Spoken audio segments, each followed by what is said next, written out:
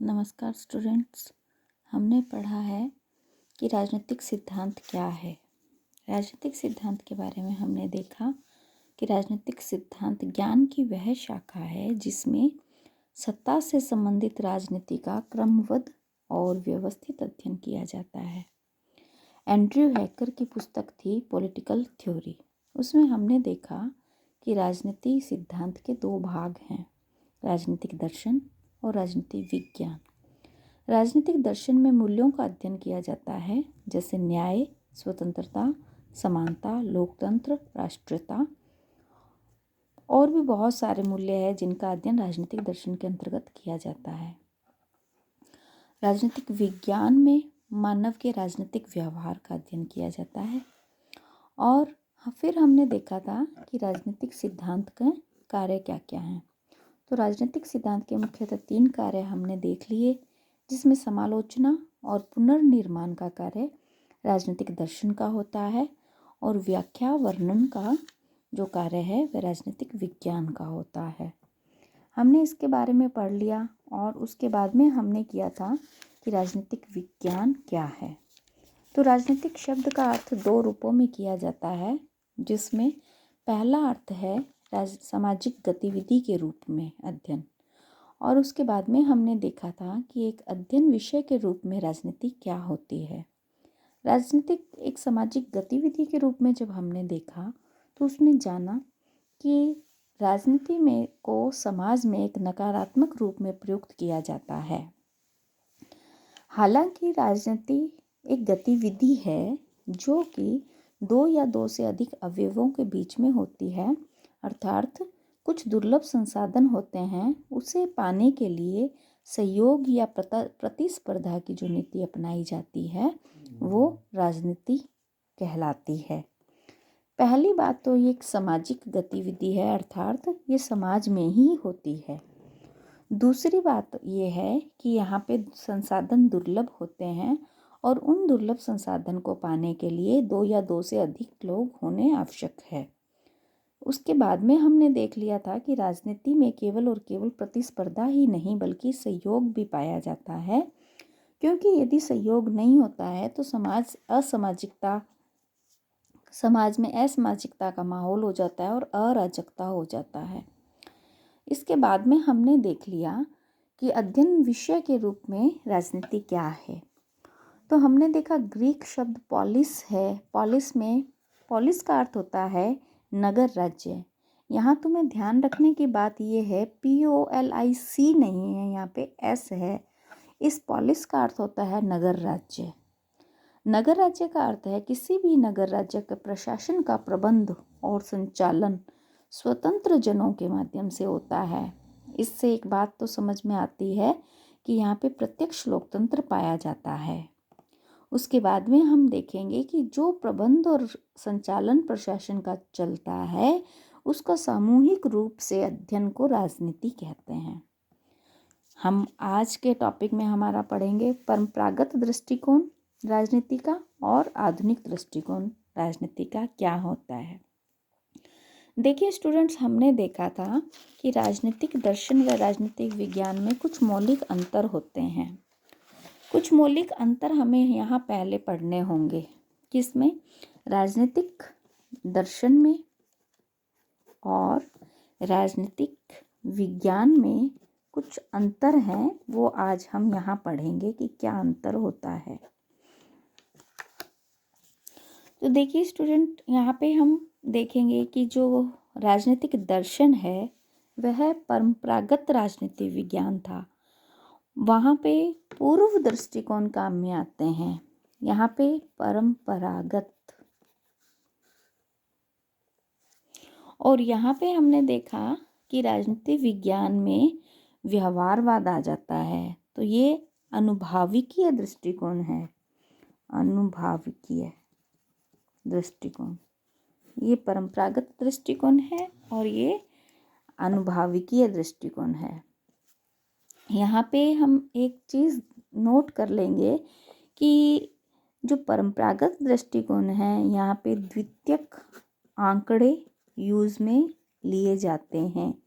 द्वितीयक आंकड़े ऐसे आंकड़े होते हैं, ऐसे तथ्य होते हैं जो व्यक्ति स्वयं नहीं बल्कि किसी के द्वारा की गई खोजों को पढ़कर पता लगाता है। ऐसे तथ्य जो व्यक्ति के द्वारा स्वयं एकत्रित नहीं किए जाते बल्कि दूसरों के द्वारा एकत्रित ज्ञान को ही व्यक्ति प्राप्त करता है।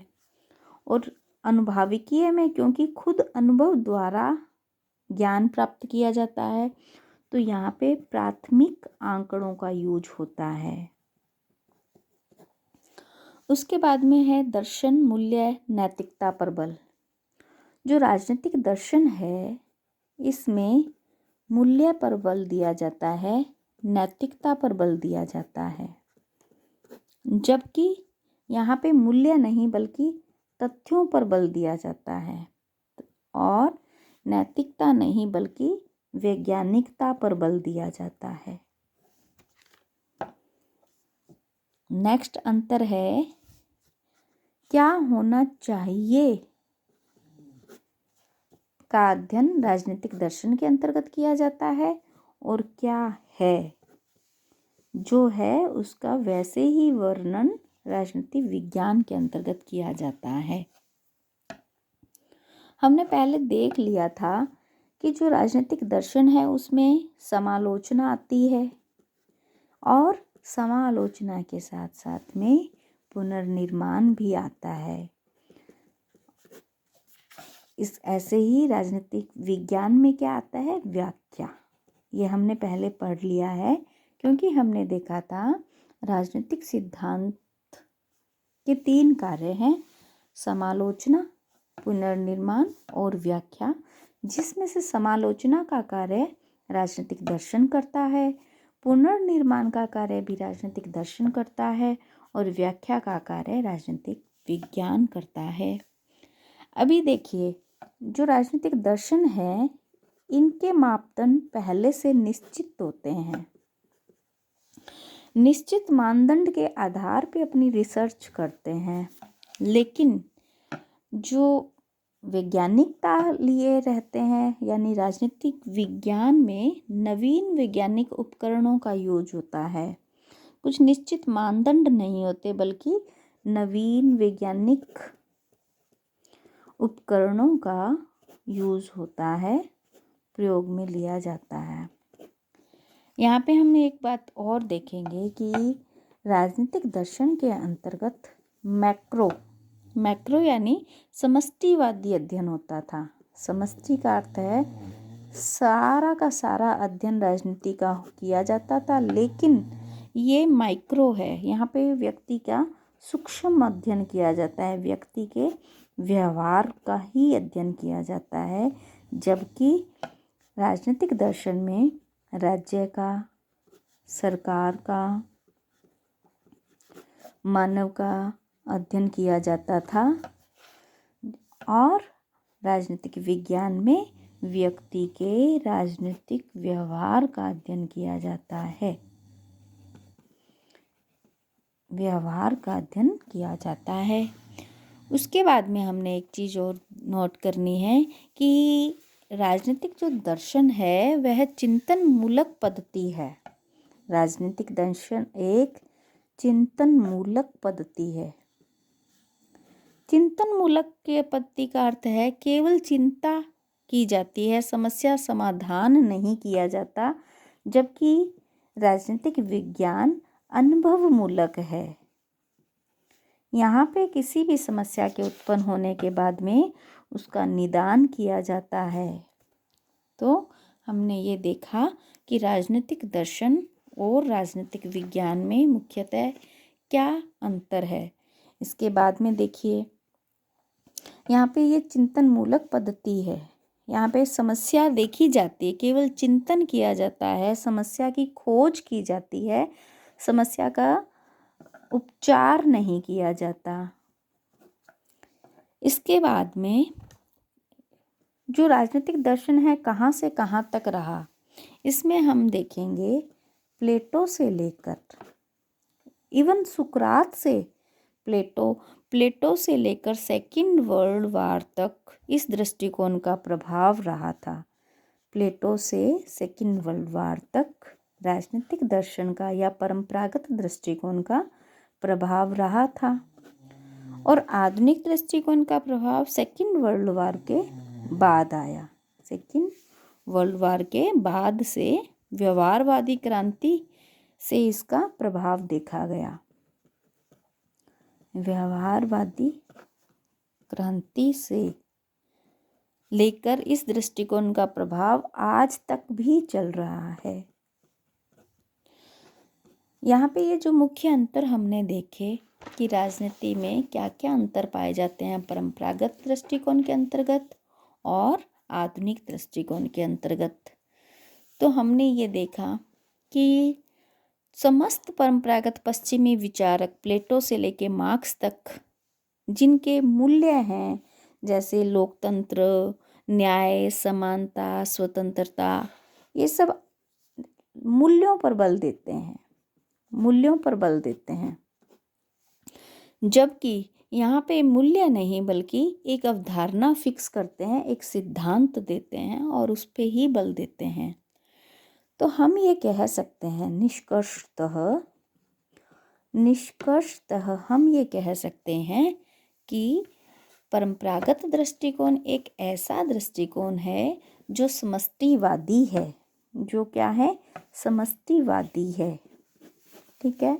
और समष्टिवादी के साथ साथ में ये चाहिए पर बल देता है। परंपरागत दृष्टिकोण समष्टिवादी के साथ साथ चाहिए पर बल देता है और यहाँ पे द्वितीयक आंकड़ों का यूज होता है। द्वितीयक आंकड़ों का यूज होता है, ना कि प्राथमिक आंकड़ों का। इसका प्रभाव, अब ये बात गौर करने की है, विकासशील देशों में इसका प्रभाव अधिक देखा जाता है। विकासशील, देखिए हमने पहले बात की थी, कुछ कंट्री विकासशील होती है, कुछ कंट्री विकसित होती है और कुछ कंट्री अविकसित होती है।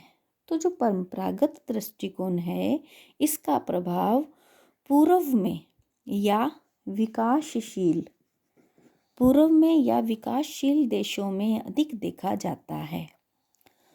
अभी देखिए हमने किया कि राजनीतिक दर्शन और राजनीतिक विज्ञान में मुख्य अंतर क्या है। अब नेक्स्ट हम करेंगे राजनीति विज्ञान की परिभाषा। राजनीति विज्ञान की परिभाषा किसके आधार पे? परंपरागत दृष्टिकोण के आधार पे। परंपरागत दृष्टिकोण के आधार पे राजनीति विज्ञान की क्या परिभाषा है, तो ये हम हमारी नेक्स्ट वीडियो में करेंगे।